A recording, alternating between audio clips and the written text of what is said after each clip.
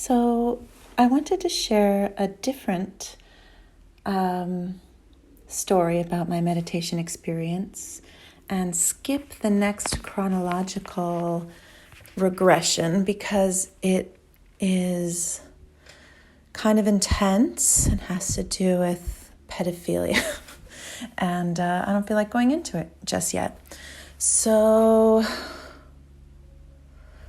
the next interesting thing that happened was that, as I've said before, I was going on walks every day. I was taking my dog, Seven, and that would relax my body before I would go and meditate and made the meditation a lot easier. So I'm taking my dog, and as a rule, I would always introduce her to anyone, any animal, any person who would want to meet her, so that she would become really well socialized. So we're walking, we're feeling super happy, right? I've already released a lot of old trauma. I'm just feeling lighter and optimistic and all these magical stuff's happening to me. So I'm just feeling so good. So as I'm walking, there's a guy in his driveway ahead and he's cleaning out his car, and I just feel him alert to us and like project interest. And I just assumed that it was about Seven because I was in love with her. So I figured everyone who sees her must want to meet her. And so I said, as we approached his driveway, "Do you want to meet my dog?" And he was like, "Okay," and came down, but he only gave her a kind of a cursory pat on the head, which I noticed, a little red flaggy. I was like, "Why aren't you more interested?"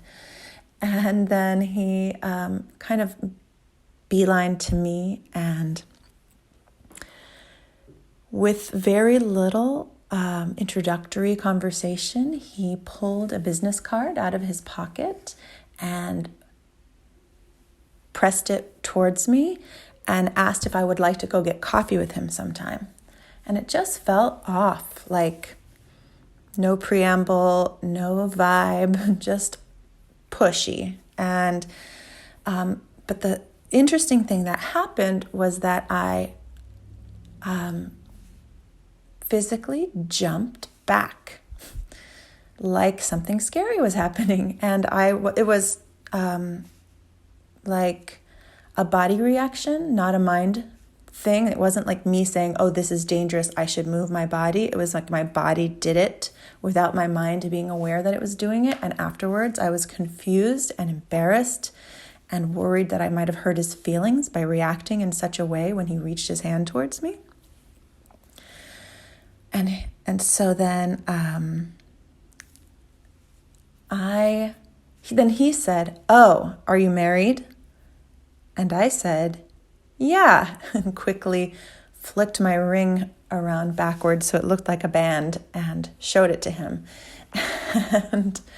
And he goes like this, "Married." And I was like, "Ooh, that was weird. All right, bye. Have a good day. Come on, Seven."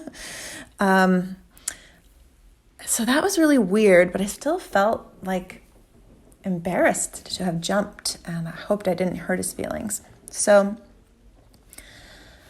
I walked the rest of the way home, kind of forget about it because I'm still pretty happy at that point. And it's like spring or summer. No, it was summer.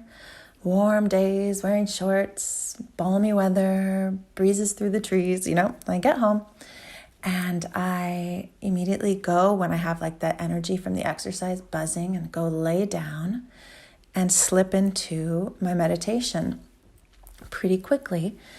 And I am brought to that scene. I'm seeing the scene replayed of me talking to that guy, and then him reaching towards me. But what I see in the meditation is that there's an attachment on his back. Now, how can I explain this? This is what I saw. A whole other torso, head, and arms attached at the bending point on the back, like right above the butt. So like the bottom, like the small of the back.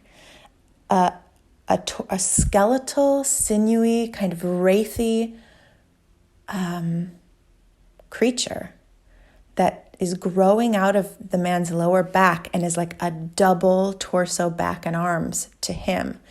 And it's like mostly bone, long kind of claws, and the flesh part that's on it, it's like translucent and blue-gray, and its head is skeletal and death-like and scary. But it's like the skin muscle is like, I don't know, stretched over and broken at parts. Anyway, I saw that when he handed me the business card, that thing swiped at me. And that's why I jumped back in real life. So my theory, I thought about this a lot because that was pretty crazy.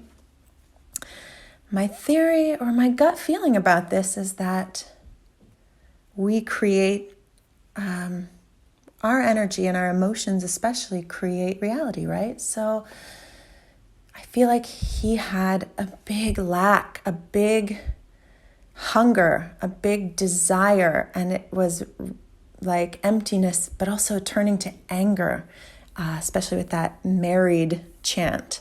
And that kind of desperation created a thought form and an attachment. Some people might call it a demon, but I think it was an outward manifestation of his sorrow and pain.